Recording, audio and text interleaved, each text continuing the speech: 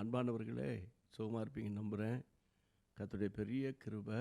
இந்த 29 நாட்கள் கொண்ட மாதம் பிப்ரவரி மாதம். பொதுவாக 28 நாள் தான் இல்லையா? 4 வருஷத்துக்கு ஒரு முறை இப்படி வரும். இந்த வருஷம் 2024 February 29 days இல்லை, 29 நாட்கள். அப்போது முதல் நாளில் மாலை நேரத்தில் கூடி வந்திருக்கிறோம். முதலாவது ஒரு 2 நிமிஷம் ஸ்தோத்திரம் பண்ணிடுவோம். ஆண்டவரே, ஜனவரிக்கு எனக்கு நீ நல்லவரா, போதுமானவரா, கிருபையின் தேவனா இருந்ததற்காக உமக்கு ஸ்தோத்திரம். ஆண்டவர், கஷ்டங்களிலும் நஷ்டங்களிலும் உபத்திரவங்களிலும் போராட்டங்களிலும் நீர் எனக்கு போதுமானவராக இருந்ததற்காக உமக்கு ஸ்தோத்திரம்.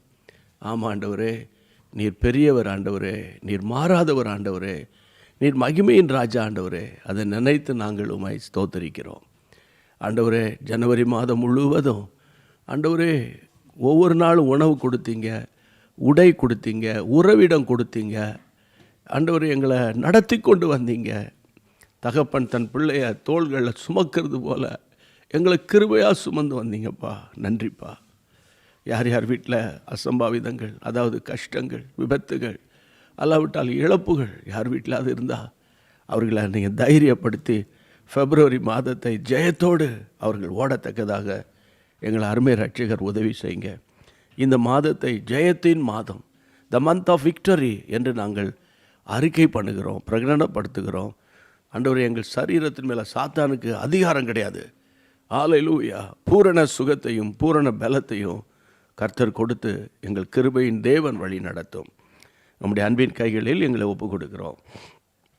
கர்த்தர் பொறுப்படுத்த தயவுக்காக ஸ்தோத்திரம், ஆசீர்வதித்த கிருபைக்காக நன்றி. ஆண்டவர், இந்த நாளில் உம்முடைய பிள்ளைகளுக்கு சொல்ல வேண்டிய வார்த்தை எனக்கு நீர் கொடுத்திருக்கிறீர்.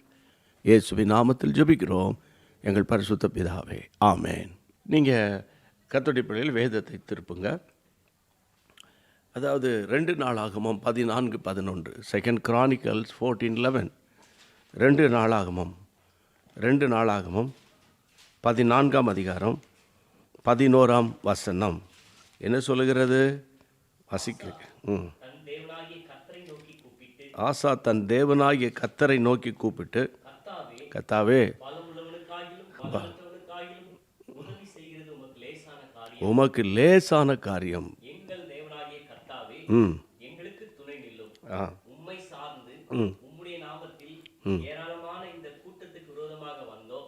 கர்த்தாவே, நீர் எங்கள் தேவன், மனுஷன் உம்மை மேற்கொள்ள விடாதேயும் என்றார். Praise God.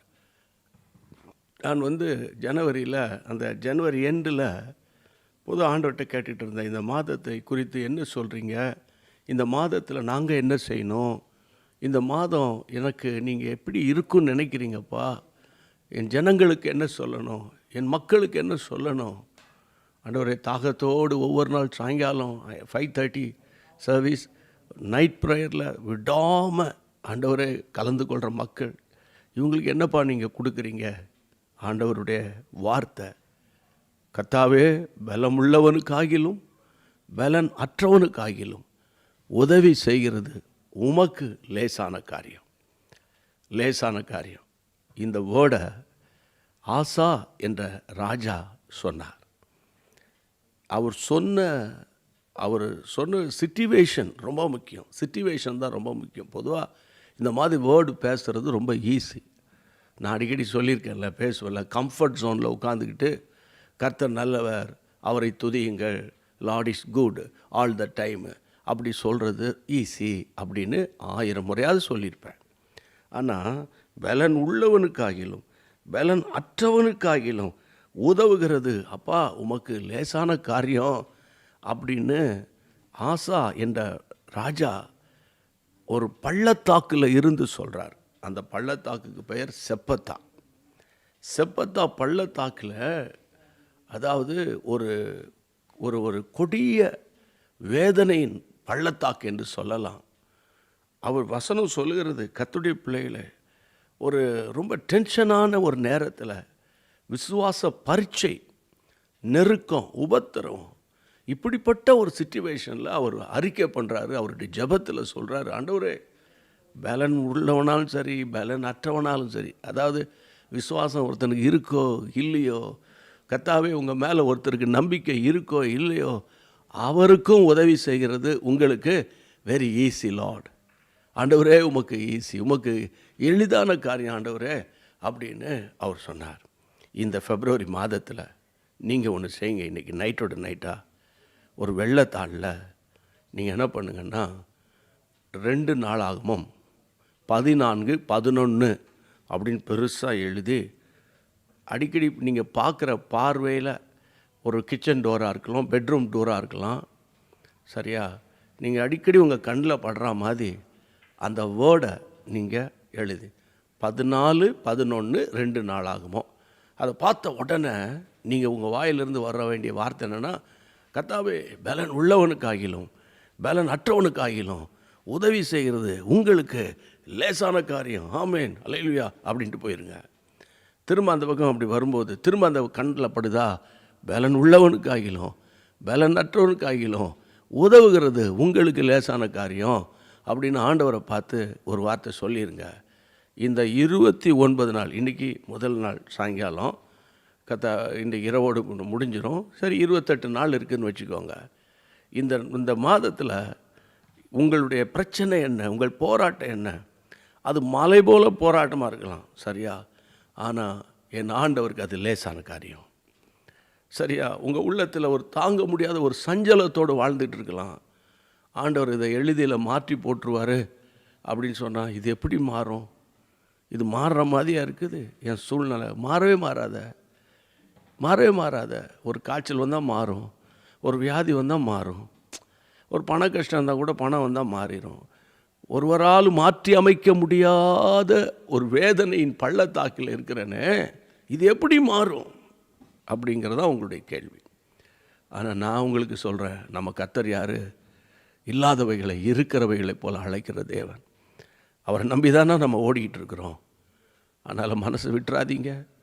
இந்த பிப்ரவரி மாதத்தை விக்டரி, ஜெயத்தின் மாதம், த மந்த் ஆஃப் விக்டரி அப்படின்னு நீங்கள் அறிக்கை பண்ணணும், சரியா. அப்படி பண்ணி கொண்டு இருக்கும்போது இந்த மாதத்தில் ஆண்டவர் நமக்கு சொல்லிட்டார், இப்போ எனக்கு லேசான காரியம்பா தம்பி, உன் பிரச்சனை எனக்கு லேசான காரியம், என் அருமையான மகனே உன் பிரச்சனை எனக்கு லேசான காரியம் அப்படின்னு அவர் சொல்லிட்டார். ஆனால் நீங்களும் நானும் இந்த மாதம் எப்படி நடந்து கொள்ளணும், இந்த மாதம் நம்ம எப்படி நடந்து கொள்ளணும், அதை நம்ம இப்போ கற்றுக்கொள்ள போகிறோம். வசனத்தின் வெளிச்சத்தில் வாசிங்க கர்த்தருடைய பிள்ளைகளே. அதே 2 நாளாகமத்தின் புத்தகத்தில் 14-11 திரும்ப வாசிக்கும்போது, ஆசா தன் தேவனாகி கர்த்தரை நோக்கி கூப்பிட்டு வாசிங்க. கர்த்தாவே பலமுள்ளவனுக்காகிலும் பலனற்றவனுக்காகிலும் உதவி செய்கிறது உங்களுக்கு லேசான காரியம். எங்கள் தேவனாகிய கர்த்தாவே துணை நில்லும். உம்மை சார்ந்து உங்களுடைய நாமத்தில் ஏராளமான இந்த கூட்டத்துக்கு விரோதமாய் நாங்கள் வந்தோம். கர்த்தாவே எங்கள் தேவன். இந்த வசனத்தில் இது அவருடைய ஜெபம். ஆசா கடினமான சிச்சுவேஷனில் ஒரு ஆண்டவர் நோக்கி ஏறெடுத்த ஒரு ஜெபத்தில் அவர் பயன்படுத்துகிற ஒரு வேர்டு என் இருதயத்தை அப்படியே அசைக்கிறது. அது என்ன தெரியுமா கர்த்தருடைய பிள்ளைகளே, அவர் சொல்லுகிறாரு உம்மை சார்ந்து. அந்த வேர்டு இருக்குது பாருங்கள், உம்மை சார்ந்து. உம்மை சார்ந்து இந்த மாதத்தில், இந்த பிப்ரவரி மாத ஆசீர்வாத செய்தி என்னென்னா, கர்த்தரை சார்ந்து கொள்வோம், கர்த்தரையே சார்ந்து கொள்வோம். நஷ்டமோ லாபமோ. நான் திருமணம் முடித்து வரும்போது 1990, நான் ஏற்கனவே சமீபத்தில் பேசினேன்னு நினைக்கிறேன், அவ்வளோ பெரிய ஊழியம் வளர்ச்சி அடையலை 90. பொருளாதாரமும் அவ்வளோ பெரிய அளவில் கிடையாது. ஏதோ அன்றன்றுள்ள சூழ்நிலையில் அப்படியே போயிட்டுருக்கோம். சாம் ஜெபத்துறை என்னன்னு சொன்னாங்க, ஓகே கர்த்தர் உன்னை நடத்தினார், ஒரு திருமண வாழ்க்கை உனக்கு தந்தார், ஸ்தோத்திரம். ஆண்டவர் உன்னை நடத்துவார், ஆண்டவர் நடத்துவார். அதனால் நீ எதிர்காலத்து குறித்து யோசிக்க வேண்டாம். அன்னன்னைக்கு கர்த்தர் கிருபையாக இருந்து ஒரு நாள் கைவிட மாட்டார். ஆனால் இம்மட்டும் அவர் செய்த நன்மையை நினச்சி நீ ஆண்டவரை தோத்திரம் பண்ணிடு அப்படின்னு 90ஆம் வருஷம் அந்த அக்டோபர் மாதம் அவங்க சொன்னதை இப்போ நான் நினைவு கூர்றேன், அதை நினைவுபடுத்துகிறேன். கஷ்ட காலங்களில் கர்த்தரை சார்ந்து கொள்ளுகிற அனுபவம் மனுஷனால் கைவிடப்படும். நான் அடிக்கடி என் எக்ஸ்பீரியன்ஸில் பார்த்துறேன், சொந்தக்காரங்களை ரொம்ப சார்ந்துடக்கூடாது. சொந்தக்காரங்க கேட்டுக்கிட்டு இருந்தால் மன்னிச்சுக்கோங்க. ஏன்னா அந்த காலங்கள் போல் இல்லை இந்த காலம். அதுதான் ஆண்டவர் டீட்டெயிலாக சொல்கிறார். மனுஷன் மேலே நீ நம்பிக்கை வைக்காதடா, மனுஷனை சார்ந்து கொள்ளாத, மனுஷனை பிரியப்படுத்தாத, மனுஷனிடத்தில் எதிர்பார்க்காத. அதான் கர்த்தரை சார்ந்து கொள்ளுகிற ஒரு ஜீவியம். என் குறைய கொண்டு போய் ஒருத்தக்கிட்ட சொல்லி அப்படியா அப்படியா அப்படியா அப்படியான்னு கேட்டுக்கிட்டு கடைசியில் போய் அதை இன்னொருத்தர்கிட்ட 10 பேசி 100 திருச்சி பேசி அதனால் சஞ்சலம்தான் பெருகுமே தவிர சந்தோஷம் வராது. அப்போது இன்றைக்கு ஆண்டவர் நமக்கு இந்த மாதத்தில் எப்படி நடந்து கொள்ளணும்? ஆண்டவரே, ஆசாவை போல நாங்கள் உம்மை சார்ந்து கொள்ளுகிறோம். எல்லா சூழ்நிலையில் வசனத்தை பாருங்கள். ஏசாயா தீர்க்கதரிசியின் புத்தகத்தில் 10:20 ஒரு அழகான வார்த்தையை நான் வாசித்தேன். உங்களுக்கு அந்த வசனத்தை நான் காட்டி கொடுத்தா எனக்கு ரொம்ப சந்தோஷமாக இருக்கும். இதை குறிச்சிட்டிங்களா? 10ஆம் அதிகாரம் 20ஆம் வசனம். அக்காலத்தில் இஸ்ரவேலில் மீதியானவர்களும் யாக்கோபின் வம்சத்தில் தப்பினவர்களும் பின் ஒருபோதும் அப்படின்னு வாஸ்தா நல்லா இருக்கும். பின் ஒருபோதும் தங்களை அடித்தவனை சார்ந்து கொள்ளாமல் இஸ்ரவேலின் பரிசுத்தராகிய கர்த்தரையே உண்மையாய் சார்ந்து கொள்வார்கள். ஏன் இங்கே உண்மையாய், ஏன் இங்கே கர்த்தரையே அப்படிங்கிற ஒரு எழுத்து இருக்கு? அது புரியுதில்ல தமிழ் இல்லை? யோசுவா சொல்லும்போது, நீங்கள் யாரை ஆராதிக்க போகிறீர்கள்? நதிக்கு அப்புறத்தில் இருக்கிற தேவர்களையா? அல்லாவிட்டால் யாரை ஆராதிக்க போகிறீர்கள்? நானும் என் வீட்டாருமோ வென்றால் கர்த்தரையே அப்படிங்கிற வேர்டு அங்கேயும் இருக்குது. அப்போது இங்கே வசனம் சொல்லுகிறது, கர்த்தருடைய பிள்ளைகளே, தங்களை அடித்தவனை சார்ந்து கொள்ளாமல். யார் உங்களை கஷ்டப்படுத்தினாங்களோ, யார் உங்களை டென்ஷன் படுத்தினாங்களோ, யார் அதாவது அவங்கள போய் திரும்ப சார்ந்துக்கிட்டா அவன் நம்மளை இன்னும் அதிகாரப்படுத்துவான். சார்ந்து கொள்ளாமல் வேதம் சொல்லுகிறது, இஸ்ரவேலின் பரிசுத்தராகிய கர்த்தரையே உண்மையாய், வசனம் சொல்லுகிறது, உண்மையாய் சார்ந்து கொள்வார்கள். அப்போ இந்த உண்மை என்ற வார்த்தைக்கு ஆப்போசிட் என்னது? உண்மையற்ற தன்மை. அப்போ நம்ம சார்ந்து கொள்கிறதுல ஒரு ஹானஸ்ட் இருக்கணும்.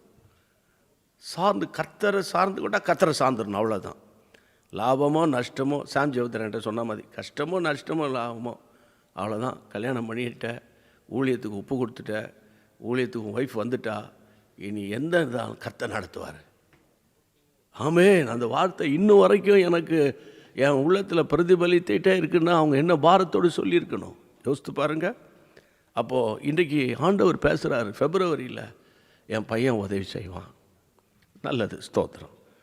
என் நண்பர் உதவி செய்வார், வெரி குட். அல்லது எனக்கு வர வேண்டிய சொத்து இருக்குது, எனக்கு ஒரு இடத்துலேருந்து வர வேண்டிய பணம் இருக்குது, வந்தால் தோத்திரம்.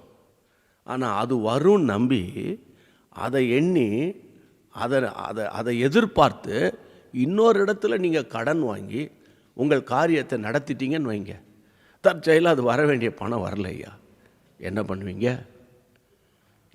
யோசித்து பாருங்கள்.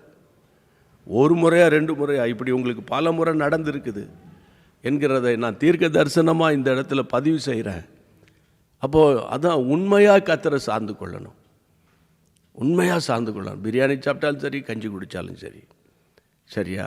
ஒன்றுமே இல்லைனாலும் சரி, கர்த்தர் நல்லவர், அவர் என்றென்றும் போதுமானவர். ஆபத்தில், வியாதியில், எல்லா சூழ்நிலையில் அவர் எனக்கு போதுமானவர் பாடுறல்ல. அப்போது அடித்தவனை சார்ந்து கொள்ளக்கூடாது. அப்போ அடித்தவனை சார்ந்து கொண்டால் இனி அவன் அடிக்காமல் இருப்பான்.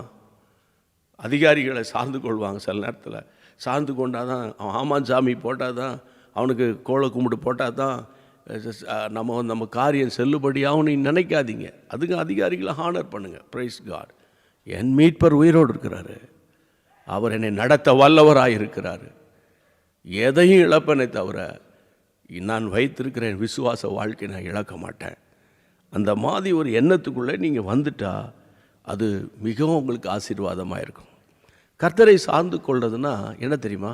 இன்னொரு வசனத்தை பாருங்களேன். 2 நாளாகமம் 15:12. 2 நாளாகமத்தின் புத்தகம் 15:12. தங்கள் பிதாக்களின் தேவனாகிய கர்த்தரை தங்கள் முழு இருதயத்தோடும் தங்கள் முழு இருதயத்தோடும் தங்கள் முழு ஆத்துமாவோடும் தேடுவோம். பன்மையில் பேசுகிறாங்க. அதாவது கர்த்தரை சார்ந்து கொள்ளும்போது, அதாவது முழு இருதயம் முழு ஆத்துமா, அந்த ஹோல் ஹார்ட்டட் அப்படின்னு ஆங்கிலத்தில் சொல்கிறாங்கல்ல. அப்போ முழு இருதயம், அறகுறையான இருதயம் இல்லை, சந்தேகமுள்ள இருதயம் இல்லை, சந்தேகமுள்ள இருதயம். சந்தேகப்படுற ஆள் காற்றினால் அலைகளால் அது அலையுண்டு போகிற கடலின் அலைக்கு ஒப்பாக இருக்கிறாங்க சந்தேகப்படுறவங்க. அப்போது முழு இருதயம், அப்புறம் முழு ஆத்துமாவோடும் வசனம் சொல்லுகிறது நாம் அவரை தேடுவோம். இது அவரை சார்ந்து கொள்வது. அப்போது இந்த நாளில் நீங்கள் ஜெபிக்கும் போதெல்லாம் அந்த பேப்பரில் இருக்கிற வசனம் உங்களுக்கு கண்ணில் படும். உடனே ஆண்டவரை முழு இருதயத்தோடு நான் உம்மை சார்ந்திருக்கிறேன்ப்பா, இது சொல்லும்போது இதையும் நீ சொல்லு அப்படின்னு ஆண்டவர் ஏவுறார். எதை தெரியுமா? முழுமையாக அவரை நம்பி இருக்கும்போது தான் நமக்கு, அதாவது சோதனை காலம் வரும், கஷ்ட காலம் வரும். அப்போ அவரை நம்புறத அவரை நம்பவும் முடியல, நம்பாமல் இருக்கவும் முடியல.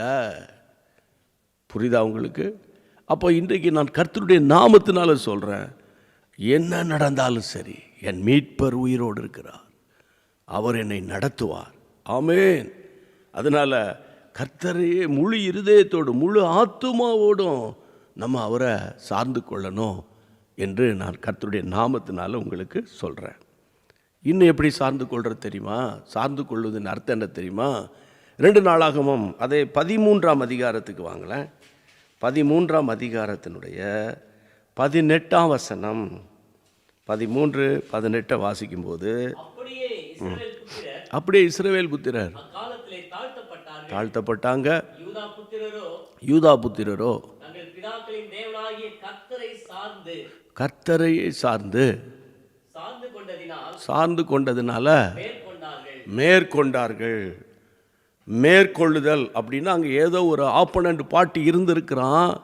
அந்த ஆப்போனண்ட் பார்ட்டியை இவங்க வின் பண்ணிட்டாங்க, ஜெயிச்சிட்டாங்க. அதுதான் விக்டரி. அப்போது கர்த்தரை சார்ந்து கொள்ளுகிறவன் ஜெயம் பெறுவான். கர்த்தரை சார்ந்து கொள்ளுகிறவன் ஜெயம் பெறுவான். சில சிச்சுவேஷனில் நீங்களும் நானும் போகும்போது, என்னடா இந்த ஆண்டவர் கூட தான் இருக்கிறாரா, ஆண்டவர் ஜபத்தை தான் கேட்குறாரா? சில நேரத்தில் லார்ட் வேர் ஆர் யூ, நீங்கள் எங்கேப்பா இருக்கிறீங்க, அந்த மாதிரி ஒரு சிச்சுவேஷன் கூட உங்களுக்கு வந்திருக்கிறது. தைரியமாக இருங்க. கர்த்தருக்கு ஸ்தோத்திரம். இந்த வசனம் பாருங்கள், கர்த்தருடைய பிள்ளைகள் அந்த 18ஆம் வசனத்தை வாசித்தம் இல்லை.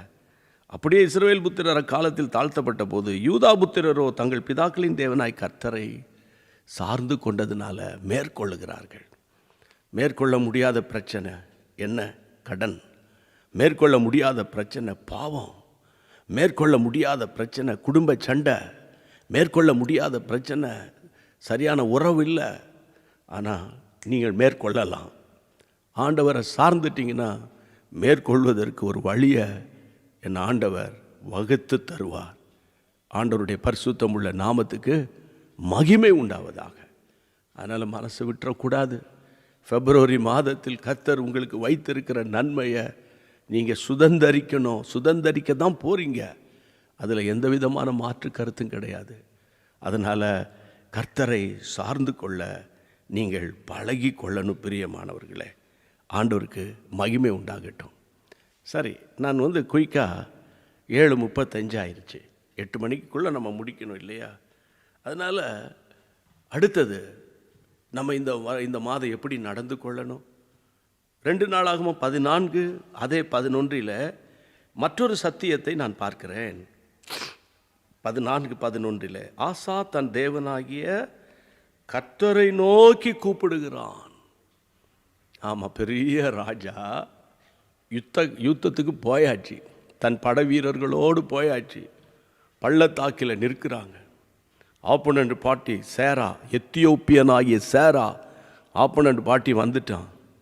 அந்த நேரத்தில் யுத்த களத்தில் யுத்தம் செய்ய வேண்டிய ஒரு ராஜா, யுத்த களத்தில் ஃப்ரண்ட் லைனில் யுத்த வீரனாய் நிற்க வேண்டிய ஒரு ராஜா, தன்னுடைய புய பலத்தை காட்ட வேண்டிய ராஜா, தன்னுடைய வலிமையை வெளிப்படுத்த வேண்டிய ஒரு ராஜா, வசனம் சொல்லுகிறது ஜெபிக்கிற ராஜாவாக இருக்கிறார். அப்போ ராஜாவே ஜெபிப்பார்கள் என்றால் அந்த முழு தேசமும் ஜெபிக்கும். ஆமாம், முழு தேசமும் ஜெபிக்கும். அப்போது இந்த மாதம் ஆண்டவர் என்ன எதிர்பார்க்கிறார்னா, ஜனவரியில் ஜெபித்தது போல் அல்ல, எந்த பள்ளத்தாக்கின் நடுவே நீங்களும் நானும் போனாலும் நம்முடைய ஜெபம் தேவனுக்கு நேராக ஏறெடுக்கணும். கர்த்தாவே என்று அவர் கர்த்தரை நோக்கி கூப்பிடுகிறார். அப்போ ஆண்டவரிடத்தில் ஒத்தாசை தேடுகிறார். ஓ லார்ட் ஹெல்ப் மீ. ஆண்டவர்கிட்ட ஒரு உதவிக்கரம் நீட்டுங்கன்னு சொல்லுகிறார் பப்ளிக்கா. அப்போது ஆண்டவரே எனக்கு உதவிக்கரம் நீட்டுங்கன்னு சொல்கிறாருன்னா, மற்றவங்களாம் ஐயோ இந்த ராஜாவுக்கு பலன் இல்லை போல், இந்த ராஜாவுக்கு இது இல்லை போல் பேசக்கூடும். ஆனால் அதை பற்றி இல்லை. ஆசா ஜெபம் ஆவி உள்ள ஒரு மனிதன். ஆமாம், அப்போது சத்துருக்கள் உங்களுக்கு பெருகி இருக்கலாம் பிரியமானவர்களே, சத்துருக்கள் பெருகி இருக்கலாம். எனக்கு ஒரு சத்துரு இல்லையே அப்படின்னு நீங்கள் நினைக்காதீங்க. கண்ணுக்கு தெரியாத எனிமி, இந்த கொரோனாவை பற்றி சொல்லுவாங்க. அதாவது அவனை பார்க்க முடியாது, அந்த சாதாரணமாக கொரோனா வைரஸை பார்க்க முடியாது. அது அந்த கண்ணுக்கு தெரியாத ஒரு எனிமி அவன். அதை மாதிரி இன்றைக்கி கண்ணுக்கு தெரியாமல் வான மண்டலத்தில் உள்ள பொல்லாத ஆவியின் சேனைகள் உங்களை முன்னேற விடாதபடிக்கு, ஆதி அன்பில் ஆரம்ப காலத்தில் நீங்கள் தேவனோடு கூட நடந்த அந்த வாழ்க்கைக்குள்ளே போக விடாதபடிக்கு அந்த பொல்லாத ஆவிகளின் சேனைகள் உங்களோடு போராடும். ஒருவேளை அது உங்களுக்கு தெரியாமல் இருக்கும். அப்படியா சொல்கிறீங்க? எங்களுக்கெல்லாம் அப்படி ஒன்றும் தெரியலையே. அந்த ஆவியின் மண்டலத்தில் ஆவிக்குரிய போராட்டத்தை நீங்கள் ஃபைண்ட் அவுட் பண்ணணும்னா, கண்டுபிடிக்கணும்னா, உங்களுக்குள்ளே இருக்கிற ஆவியானவர் வெகுண்டு எழும்பணும். உங்களுக்குள்ளே இருக்கிற வல்லமை, ஜெப வல்லமை அதிகரிக்கணும். அப்போ தான் தேவ பிள்ளைகளை, அப்போது தான் அந்த வான மண்டலத்தில் உள்ள பொல்லாத ஆவிகளின் சேனைகளை அடையாளம் கண்டுபிடிக்க முடியும். Praise God. பயப்படாதீங்க, சோர்ந்து போவாதீங்க. ஜெபிக்கிற அளவை கூட்டுங்க, ஜெபிக்கிற நேரத்தை கூட்டுங்க. அப்படியே ஒரு அட் அ ஸ்டெச் 1 மணி நேரம் ஜெபிக்க முடியாத ஒரு சூழ்நிலையா 5 நிமிஷம் 10 நிமிஷம் கிறிஸ்டி வாழ்ந்த காலத்தில் உங்களுக்கு 1 மினிட் ப்ரேயர்லாம் சொல்லி கொடுத்துருக்குறா. புரியுதா உங்களுக்கு? அதனால 1 மினிட் ப்ரேயர். ஒரு மத்தியானம் இருப்பீங்க, ரொம்ப டென்ஷனாக இருக்குது, போயிட்டு தனியாக ஒரு 5 நிமிஷம் ஜெபிச்சுட்டு வந்துடுங்க, 2 நிமிஷம் ஜெபிச்சுட்டு வந்துடுங்க. ஆஃபீஸில் இருக்கிறீங்களா, போய் ஒரு வேறு இடமே இல்லையா, டாய்லெட்டை போய் பூட்டிக்கிட்டு அப்படி அமைதியாக ஆண்டவர் நோக்கி 1 செகண்ட் ஜெபம் பண்ணிட்டு வந்துடுங்க. அவருடைய உதவிக்கரத்தை பாருங்கள், ஆச்சரியமாக இருக்கும். ஆசா தன் தேவனாகிய, வேதம் சொல்லுகிற ஆசா தன் தேவனாகிய கர்த்தரை நோக்கி அவன் கூப்பிட்டு கர்த்தாவே என்று கூப்பிடுகிறான். அப்போது அவர் மேலே ஒரு ஜெபாவி இருக்குது. சிச்சுவேஷனை பார்த்தா ஜெபம் கூட சில நேரத்தில் வராது இல்லை. சூழ்நிலையை பார்த்தா எப்படிடா ஜெபிக்கிறது, இது எப்படி நம்ம ஜெபிக்கலாம், இதுக்கு எப்படி ஜெபிக்க முடியும், என்ன சொல்லி ஜெபிக்கிறது, ஒன்றுமே புரியலையே. இவ்வளோ ஜெபம் பண்ணியே நமக்கு பதில் வரல, இன்னும் அதிகமாக என்னால் எப்படி நான் ஜெபிக்க முடியும்? எனக்கு அன்பான கர்த்தருடைய பிள்ளைகளே, சங்கீதம் 50:15 ஆபத்து காலத்தில் நீ என்னை நோக்கி கூப்பிடு. ஆபத்து காலத்தில் சங்கீதம் 50:15 அப்படி தானே வாசிக்கிறோம். ஆபத்து காலத்தில் பாருங்கள், நல்ல காலத்தில்னா 4 பேர் இல்லை 40 பேர் கூட வருவாங்க நம்ம வீட்டுக்கு. ஆனால் நம்ம கஷ்டப்பட்டுட்டோன்னு வைங்க, நெருக்கப்பட்டுட்டோன்னு வைங்க, ஆபத்து காலத்தில் வர்றதுக்கு ஆளை நம்ம தேடணும். யாராவது வருவாங்களா, யாராவது ஹெல்ப் பண்ணுவாங்களான்னு. அதனால் நான் உங்களுக்கு ஏதோ ஒன்று சொல்லலை. உலகத்தில் நடைமுறை வாழ்க்கையில் நம்ம பார்க்குற அனுபவிக்கிற காரியத்தை சொல்கிறேன். அதனால தான் ஆண்டவர் சொல்கிறார் எரேமியா 33:3, நீ என்னை நோக்கி கூப்பிடு, கால் அன்டு மீ, என்னை நோக்கி கூப்பிடு. நமக்கு எல்லாருக்கும் தெரியும் இந்த வசனம். அப்போ என் அன்பு தேவனுடைய பிள்ளைகளே, அப்போ ஏன் நீங்கள் சோர்ந்து போகணும்? நமக்கு ஒரு ஆயுதம் இருக்குது, உங்ககிட்ட ஒரு ஆயுதம் இருக்குது. ஆமாம், எதிராக இந்த கர்த்தருடைய பிள்ளைகளை பெரிய பெரிய பிரைம் மினிஸ்டர், பிரசிடெண்ட்லாம் வரும்போது, சீஃப் மினிஸ்டர் வரும்போது சுற்றி அந்த செக்யூரிட்டிஸ்லாம் AK-47 வருவாங்க. அதை தான் நம்பி இருப்பாங்க அவங்க. ஆனால் நம்மக்கிட்ட ஒரு AK-47 பலத்த ஒரு ஆயுதம் இருக்குது. அதுதான் ஜெப ஆவி, அதுதான் அபிஷேகம். அதனால் நேரம் கிடைக்கும் போதெல்லாம் தேவனை ஸ்தோத்திரம் பண்ணி இந்த பிப்ரவரி மாதத்தை ஜெயத்தின் மாதமாக நீங்கள் மாற்றி அமைக்க போகிறீங்க. 2 நாளாகமம் 32ஆம் அதிகாரத்தில் 2 Chroniclesல சாப்டர் 32, 2 நாளாகமம் 32ஆம் அதிகாரத்தில் 20ஆம் வசனத்தை வாசிக்க கேட்கலாம். 20ஆம் வசனத்தை வாசிக்க கேட்க.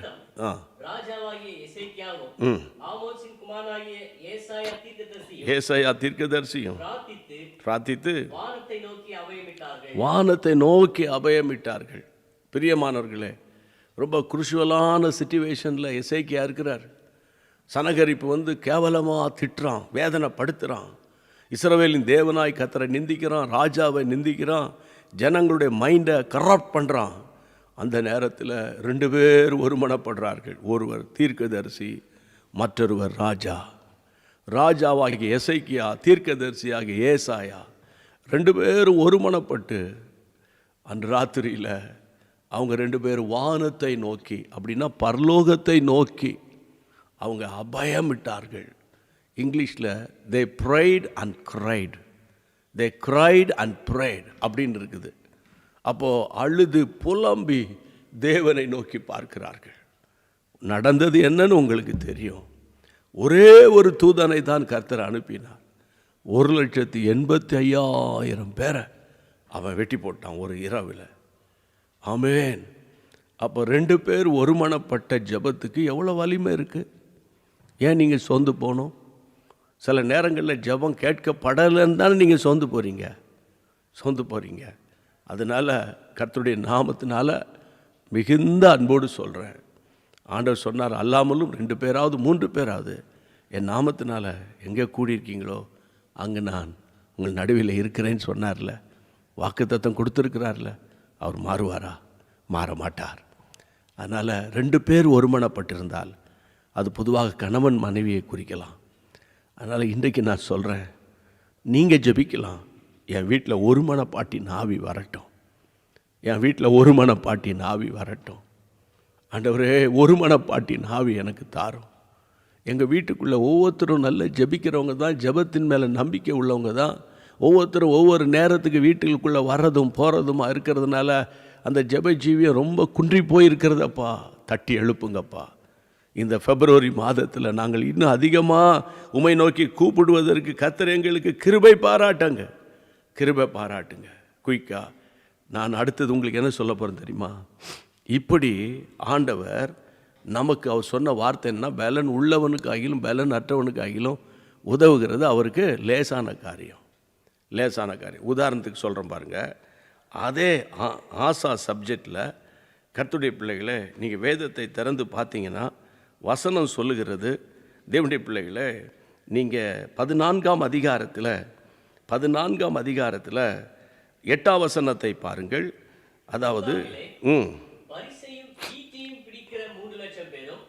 பென்யமீனிலே கேடகம் பிடித்து வில்லை நாணேற்றுகிற 2,80,000 பேருமான சேனை ஆசாவுக்கு இருந்த எல்லாரும் பராக்கிரமசாலிகள். அந்த பராக்கிரமசாலிகள் இவங்களுக்கு இருக்கிற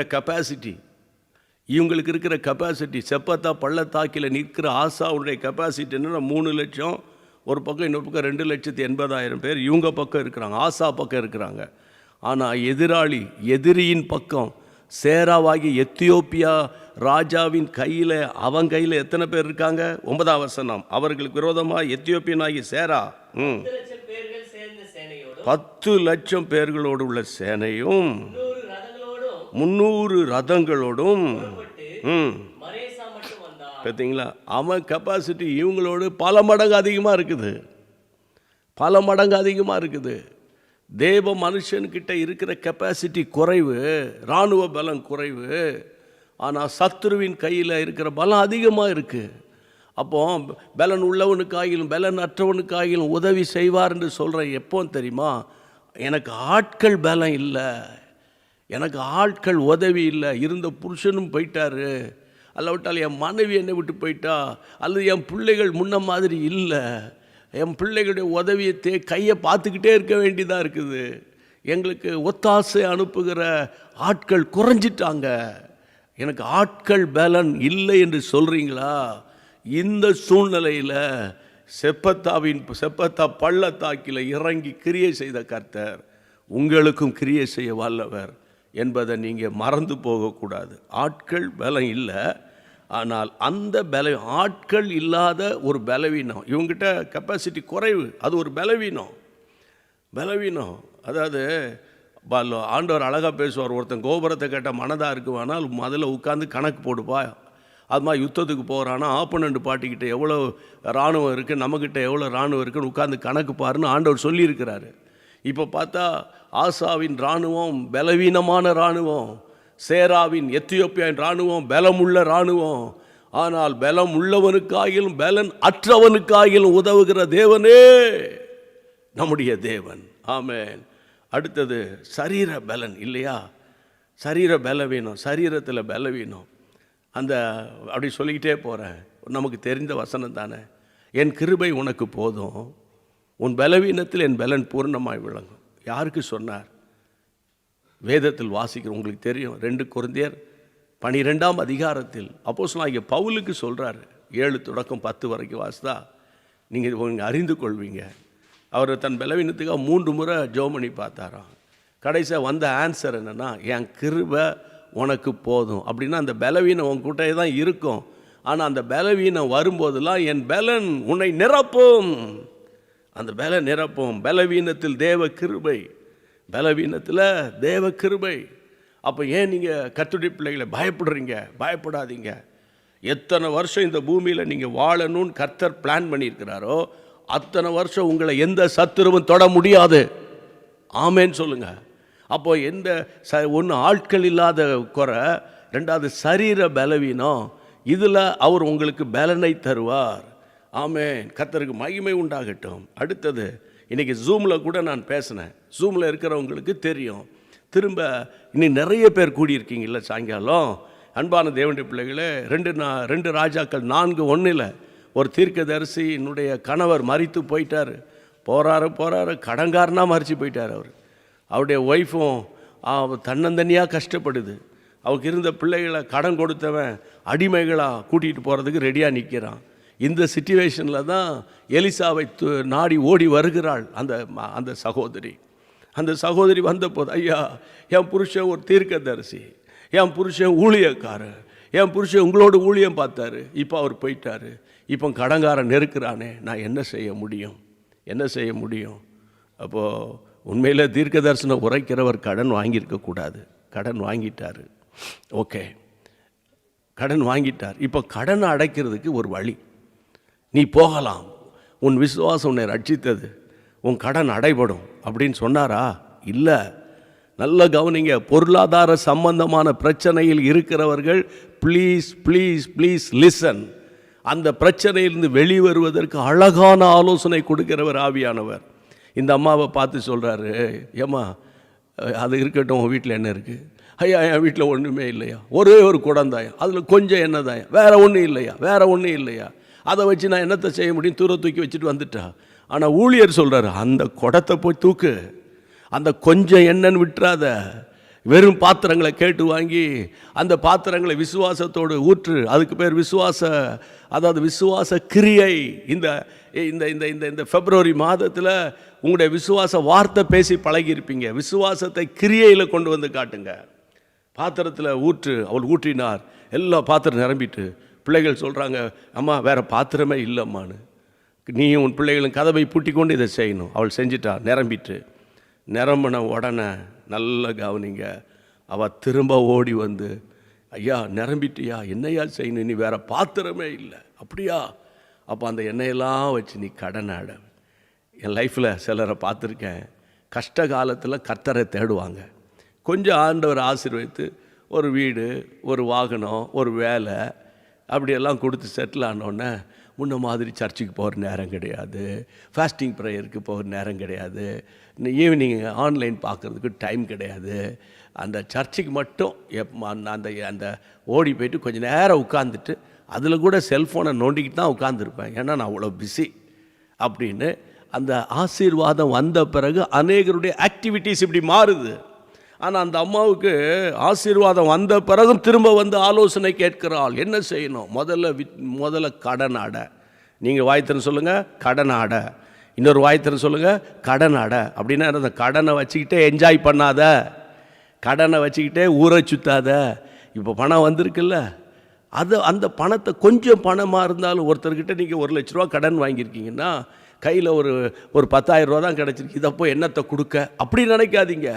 அந்த 10,000 நீங்கள் அனுப்புங்க, அவனுடைய இருதயம் குளிரும். பாரத்தோடு சொல்கிறேன். கடன் அடைச்சாச்சு, உனக்கு மிச்சம் வரும், அதை வச்சு உன் லைஃப்பை மெயின்டைன் பண்ணு அப்படின்னு ஆலோசனை கொடுக்கிறார். ஒன்று ஆட்கள் பலம் இல்லை, பலவீனத்தில் உதவி செய்கிற தேவன். ஒன்று சரீர பலன் இல்லை, கர்த்தர் உதவி செய்கிற தேவன். 3வது பொருளாதார பலன் இல்லை, பண பலம் இல்லை, அதுலேயும் தேவன் உதவி செய்து வழி நடத்துவார் இந்த மாதத்தில். ஆகவே கர்த்தருடைய நாமத்தினால சொல்கிறேன், ஒரே ஒரு வசனம் கடைசியாக வாசித்துருங்க. ஆகாய் தீர்க்கதரிசியின் புத்தகம் 2ஆம் அதிகாரம், ஆகாய் தீர்க்கதரிசியின் புத்தகம் 2ஆம் அதிகாரம் 19ஆம் வசனம் வாசிக்கலாம். விதை தானியம் உண்டோ?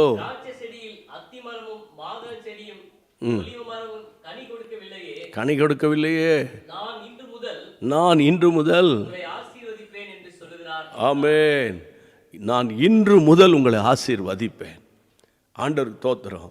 இன்றைக்கு நம்ம இந்த மாதத்தில் ஆண்டவர் நமக்கு சொன்ன வார்த்தை என்னன்னு கேட்டால், பலன் உள்ளவனாக இருந்தாலும் சரி, பலன் அற்ற ஆளாக இருந்தாலும் சரி, நான் ஹெல்ப் பண்ணுவேன், நான் உதவி செய்வேன்.